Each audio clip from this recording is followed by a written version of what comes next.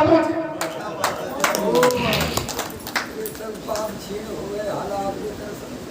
जहां भगवान के पग पड़ते हैं वहां इस तरह का सुंदर वातावरण आप भी आप बन जाता है। अगर यहाँ पर पहले कहते थे हमारे भूत बहुत है, अब बड़े में क्या क्षेत्र में भूत नहीं बचे महाराज, ये हो पहले कहते भूत लग गए, अब आजकल क्या कहते हैं बाकी पिता। देखो मैं एक चीज बता, वो कहते हैं ना कि उनके पुरखा रो रहे, पुरखा नहीं भगवानी पुरखा के रूप में रो रहे। तुम्हारे हमारे पुरखों का उद्धार किया, पुरखा तो लटके हुए ऊपर, भगवानी भूत बने, भगवानी भविष्य बने और भगवानी वर्तमान बने, उन्हीं के रूप में। महाराज उस समय सब नरक सुने हो, तब व्रत बोले, तत्काल सुरलोक में पहुंचे। यमदूतों की ये बात सुनकर दया से आदर होकर कहा, यमदूतों मैं इन पापी जीवों का उद्धार करने के लिए ही आया। बोलो सच्चे दरबार की जय। यमदूतों मैं यहाँ पर इन पापियों का उद्धार करने के लिए आया, मैं सबके लिए यमलोक का निवारक और स्वर्गलोक का दाता हूं। तुम मेरी बातें यमराज को जाकर कह दो, जाओ बोले मैं तुम मेरी बातें यमराज को जाकर बता दो। तब श्री कृष्ण का ये कथन सुनकर यमदूत बड़ी उतावली के साथ यमराज के समीप गए और उनसे नारकी जीवों के मुक्ति हो जाने का सब समाचार सुनाया। दूतों की बात सुनकर यमराज को बड़ा क्रोध आ गया। ऐसा कौन आ गया मेरे क्षेत्र में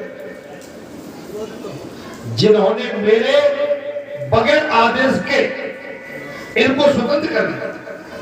उन्होंने श्री कृष्ण बलराम के साथ घोर युद्ध किया, परंतु पग पग पर उन्हें पराजित होना पड़ा। अंत तो यम ने अमोघ अस्त्र कालदंड का प्रहार किया। वो जलते हुए कालदंड को आते देखकर बलराम जी ने लीला पूर्वक पकड़ लिया और पुनः उसे यमराज को चलाने पर विचार किया। इतने नहीं ब्रह्मा जी उन दोनों के बीच में आ गए और उन्होंने श्री कृष्ण को युद्ध से रोक दिया।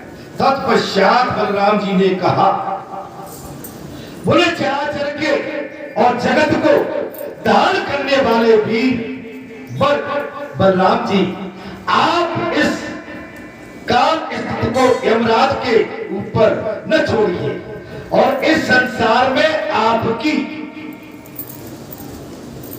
समानता करने वाला इस संसार में कोई, संपूर्ण विश्व का पालन करने वाले भगवान विष्णु भी आप सदा अपनी गोद में धारण करने वाले, भला आपके समान दूसरा कौन है। और संपूर्ण जगत का भार वहन करने में आप ही समर्थ हैं और जो जगत की दृष्टि पालन और संहार करने वाले हे जगदीश्वर आप हैं। आप एकमात्र विनाशक विष्णु को भी आप गोद में लेकर लाड प्यार करते हैं और जगत में आपकी स्तुति करके करने वाला कौन है। कौन आपके गणों को जान सकता, आप गुणों को जान सकता है। हम तो भगवान विष्णु की नाभि से प्रकट हुए एक कमल के निवासी हैं, एक कमल के निवासी, सदा आपके अंक में ही रहते हैं। हमें आपको आपकी महानता महान महिमा का ज्ञान कैसे प्राप्त हो। तब बलराम जी ने इस प्रकार कहकर चतुर्मुख ब्रह्मा जी के पुण्य भगवान बालदेव से कृष्ण आप इस विकराल काल यमराज पर कृपा कीजिए। आप संपूर्ण विश्व के एकमात्र अधीश्वर साक्षात भगवान विष्णु हैं। की ये बात सुनकर श्री कृष्ण ने कहा, पितामह सुनिए, मेरे गुरु दांतीपनि मुनि, हाँ शांतिपनि मुनि का पुत्र यहाँ ये लेके आया है, हम उसी के लिए यहाँ आए हैं। हमें अपने श्रेष्ठ गुरु को गुरु दक्षिणा के लिए ये बालक सौंप दीजिए प्रभु, हम दोनों ने जो प्रतिज्ञा कर ली उसका पालन करवाए। ये सुनकर ब्रह्मा जी ने युद्ध में हारे हुए यमराज को बुलाकर कहा, ये विष्णु स्वरूप श्री कृष्ण जो आज्ञा देते हैं यमराज उसका पालन करो। ये बात सुनकर धर्मराज जी ने सांदीपनि मुनि के पुत्र की श्री कृष्ण की सेवा में अर्पित कर दिया और गुरु पुत्र को पाकर प्रसन्न हुए श्री कृष्ण ने ब्रह्मा जी से कहा, हे ब्रह्मा जी, आज से लेकर उज्जैनी में मेरे चरणों से चिन्हित जो अंकपात नामक स्थान है वहां मरे हुए मनुष्य यमराज का दर्शन नहीं करेंगे। महाकाल के उत्तर भाग में पुरुषोत्तम विश्वरूप गोविंद शंखोद्वार तथा केसर इन 5 विग्रहों का जो कुशल स्थल दर्शन करेंगे वे कभी नरक में नहीं जाएंगे। ठीक इसी प्रकार मेरे बलराम जी के यहाँ आने से नरक में पड़े हुए जीव घोर नरक से मुक्त होकर सबके सब दिव्य लोक को प्राप्त होंगे। भगवान श्री कृष्ण के ऐसे कहने पर ब्रह्मा जी ने प्रसन्न होकर कहा। ये सनत कुमार व्यास जी को पूरी कथा सुना रहे हैं। तब श्री कृष्ण जी, आपने जो कुछ कहा था वो सब पूरा हो गया। इस प्रकार बलभद्र सहित श्री कृष्ण गुरु पुत्र को साथ लेकर ब्रह्मा जी से पूछकर अपने इस रथ पर सवार होकर और नरक में पड़े हुए प्राणियों के उद्धार के लिए उन्होंने पुनः शंखध्वनि किए और उस शंखध्वनि को सुनकर और श्री कृष्ण के स्मरण जनित पुण्य की समस्त नारकी जीवों की दिव्य विमान पर चढ़कर स्वर्गलोक को चले गए। यमराज भी उन्हें बलदेव जी ने अपने दंड को लेकर नगर में प्रवेश किया और ब्रह्मा जी वही अंतर ध्यान हो गए। तदंतर बलभद्र तय श्री कृष्ण शीघ्रगामी रथ के द्वारा उज्जैनीपुरी में आए हैं और वहां उन्होंने गुरु को उनका पुत्र समर्पित कर दिया है। बोलो भगवान श्री कृष्ण की जय। ऐसे शिष्य हो कथा वैसे आपने भी कई बार सुनी होगी और भागवत कथा में आपको सुनाते हैं।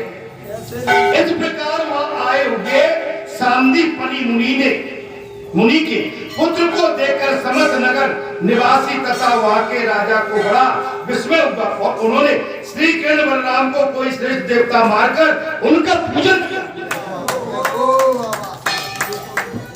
सांदीपनि गुरु ने उनको श्रेष्ठ देवता जानकर उनकी पूजा की।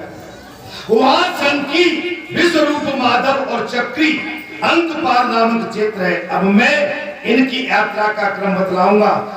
मंदाकिनी में स्नान करके बलराम और श्री कृष्ण दर्शन करें। तत्पश्चात शंखोपाद्य मैं कथा को ग्राम की ओर ले जा रहा हूं। कथा थोड़ी सी बची है, ठीक है। स्नान करके पुनः दोनों के दर्शन करें। अच्छा, गुरु शिष्य का ये नाम और गुरु पूर्णिमा आ भी रही है और गुरु की आज कथा भी चल गई। गुरु शिष्य महाराज जी क्या चल रहा है?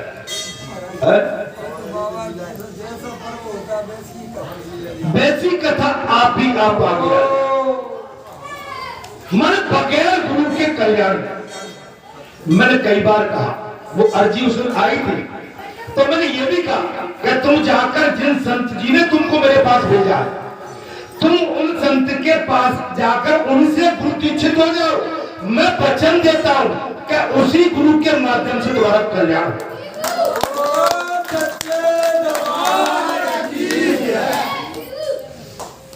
क्योंकि गुरु का श्राप गुरु ही काट सकता है।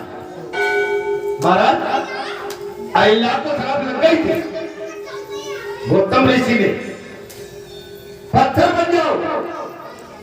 अहिल्या कांप गई पति के सामने, बोलो स्वामी मेरा कसूर नहीं है, इंद्र तुम्हारा रूप धर के आया, मैंने जाना तुम मेरे पति हो, उसने मेरे साथ छल किया, मेरे साथ छल। अहिल्या बहुत रोई, अपने पति गौतम ऋषि के चरणों में जाओ राम अवतार में, राम त्रेता में अयोध्या के राजा दशरथ के जब भगवान राम का अवतार होगा और उन्हीं के जड़ कमलों की रस से तुम्हारा उद्धार होगा।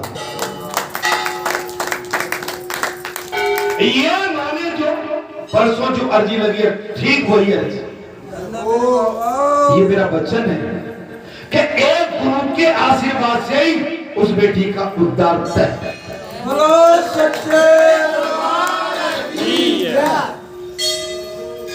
हर मार्ग का, हर क्रिया का महाराज मार्ग मिलता, प्रतिक्रिया की क्रिया बनती, अर्थात उसके बाद कुंड में स्नान करके गोविंद जी की पूजा करें, फिर चक्री और शंखी भगवान का दर्शन करके युगल अंक पादों चरण चिन्हों का दर्शन करके, ये उज्जैनी की बात है। अगर आप उज्जैन में जाते हैं महाकाल के दर्शन करते हैं तो आप इन पर ध्यान दें। विश्व रूप दर्शन करें, विश्व रूप के आगे कुड़ी कुंड में विधि पूर्वक स्नान करने के पश्चात पूर्ववत बलराम और श्री कृष्ण का भी दर्शन करें। तदंतर पूरे कुंड में स्नान करके गोविंद जी की पूजा करें। उसके बाद चक्रधारी श्री कृष्ण और बलराम का दर्शन करें। हम केवल महाकाल के दर्शन करके भाग लेते हैं, लेकिन इनके पास नहीं जा सकते। केशव के समीप जाए, दर्शन करके केशव के समीप जाए और चिट्टा के जल में स्नान करके मनुष्य भक्ति पूर्वक केशव भगवान की पूजा करे। फिर वहां से अंक पादों में लौटकर वही रात्रि व्यतीत करे। प्रातः काल स्नान आदि से पवित्र होकर उत्तम व्रत का पालन करने के पश्चात 5 ब्राह्मणों को भोजन करा। अच्छा, हम तीर्थ यात्रा में जाते तो हमसे सबसे जो भूल होती है कि हम केवल दर्शन करें, तीर्थ करें, दर्शन करें, तीर्थ करें, मन दर्शन करें, भागे। लेकिन संतों को भोजन, जैसे कुछ नहीं है तो 2-4-5 किलो फल ले, संतों को फल दे, एक जो आप पर है उसमें से दे दो। तो हम तीर्थ यात्रा में जाकर ये बहुत कमी करते हैं कि हम केवल दर्शन करके भागम भाग में रहे, माने संत ब्राह्मण की ओर हमारा ध्यान कम जाता है। अच्छा, आपका कहा जाता है वो ब्राह्मण कहेंगे कि 1100 चढ़ा दो, वहां चढ़ाना पड़ते मजबूरी से, लेकिन बाहर जो खड़े हुए वहां पर 2 दर्जन केले ले लो, कोई भी फल ले लो, सेब फल ले लो, जो फल सामने दिखे वो फल लेके उनको बांट दो। माने हमारा तीर्थ जब भी सफल है। हम यहाँ पर आए, प्रसाद चढ़ाया न चढ़ाया, निकल गए। अगर कोई बाहर दिखता है तो कुछ भी एक फल ले जाके उसको दे दो, या आपकी मुट्ठी में प्रसाद है उसके हाथ में डाल। माने बेचारे ये आज उम्मीद करके बैठे हैं कि कोई श्रद्धालु, कोई भगवान का भक्त आएगा तो निश्चित हमें कुछ तो फल। अच्छा, पैसे के लिए मैं नहीं कह रहा हूं, पैसा मत डालो किसी को। मैं पैसे के लिए कभी नहीं कहूंगा कि किसी की जेब में पैसा डालो। आप पर खाने की वस्तु केला है, दे दो। वो केला को कम से कम खुद नहीं खाएगा तो दूसरे को दे दे, खिला देगा। लेकिन कुछ बेरूपी ऐसे भी बैठे हैं कि पैसे इकट्ठे करके कौन रात में कहां पहुंच जाए वो बात में व्यासपीठ से नहीं। बोलो सच्चे दरबार की जय। खाने की चीज, अरे वस्त्र दे दोगे तो वो खुद नहीं पहनेगा, किसी दूसरे को दे। लेकिन पैसा किसी को नहीं। पैसा तो आपसे हम आपके ही महाराज 1100 चढ़ा दो, इतने दे दो, इतने दे दो, मतलब ये तो वहां लूट होती।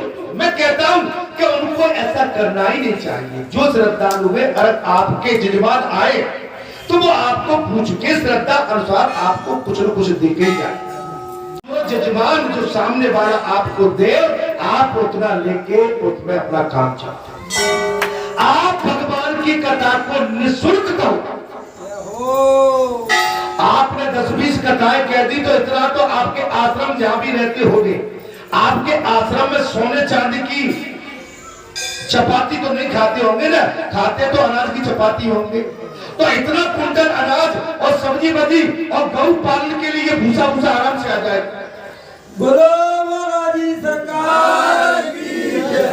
भाई उससे अधिक धन की आपको आवश्यकता, ये तो वैभव है और भगवान को वैभव ना पसंद। आप कंडीशन और इतना पैसा का था, मैं ये नहीं कह रहा हूं कि आपकी मेहनत आपको मिलना चाहिए, लेकिन आप इतना भी अपने मुंह से मत कहो। आपका कद पद आपकी कथा को देख के जो श्रद्धालु है वो आपको दे ही देगा कुछ न कुछ, जिससे आपकी जीविका चल जाएगी। महाराज एक पंथ दो काज, भजन का भजन और कर्म का कर्म। भाई राम कथा हमने इतनी कह दी, हमने तुमसे कभी पैसा मांगा है क्या आज तक? हम 23 साल से कथा कह रहे, एक जगह बैठे बैठे हमको 23 वर्ष हो गए। अगर राम की कथा में भी पैसा मांगोगे तो नाइंसाफी अधर्म कर रहे हो। मत मानना, मैं आक्षेप नहीं लगा रहा, मैं तो सत्यता से अवगत करा रहा हूं। भगवान कहेगा कि भाई तुमने कथा कही थी, तुमने व्यापार कर लिया। मैंने वही कही ना कि तुमने कही कि 2 लठ दिए, उन्होंने कही 3 लठ मारे, बोले हिस्सा बराबर होगा। तुमने कथा कही थी, बोले तुमने पैसा ले लिया, तो तुम्हारा धर्म कर्म कैसा बराबर जाओ। भाई व्यापार कर लिया ना तुमने। भगवान के खाते में धन कब बढ़ता है? तब बैराग और त्याग करके बैठ जाओगे। कुछ बजाता, मैं तो थोड़ी छोटी बुद्धि वाला। आपने बराबर कर लिया, सौदा कर लिया। आपने कई साल वो तो व्यास पीठ में बैठे कथा कही, बोले हमने तो बहुत कथा कही थी, बोले कथा जरूर कही थी, लेकिन तुम बराबर व्यापार करते रहे, बैलेंस बराबर है। मैं आगे की बात नहीं कर रहा हूं।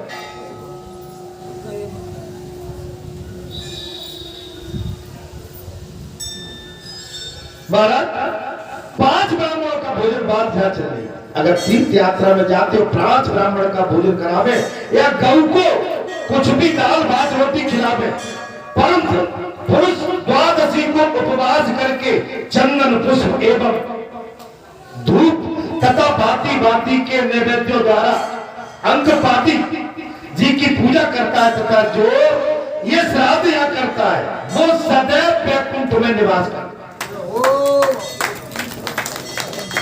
तीर्थ में अपने पुरखों का श्राद्ध वो वैकुंठ में निवास करता। तब संत कुमार जी कहने लगे, देवताओं ने लड्डुओं से बिगड़ राज गणेश जी की पूजा की थी, तब से यहाँ गणेश जी की लड्डुओं की प्रिय नाम से प्रसिद्धि। इसमें कथा में प्रसंग आ जाता है महाराज। और जो भक्ति पूर्वक विघ्न राज गणेश की पूजा करता है उसे कभी विघ्न का सामना नहीं करना पड़ता। गणेश जी की संतुष्टि को और संतुष्ट होकर उस पुरुष की समस्याएं सदैव पूर्ण होती हैं। चतुर्दशी को केवल रात में भोजन करने का व्रत लेकर विशेष क्षिप्रा नदी में स्नान करके रक्त वस्त्र धारण करे और लाल चंदन जल से मंत्रोच्चारण पूर्वक गणेश जी को स्नान करा। फिर लाल चंदन का अनुलेपन करके लाल फूलों से उनकी पूजा करे। धूप और उत्तम गंध निवेदक नैवेद्य में लड्डुओं का भोग लगावे। जो ऐसा करता है वो मृत्यु के पश्चात शिव धाम को चला जाता है।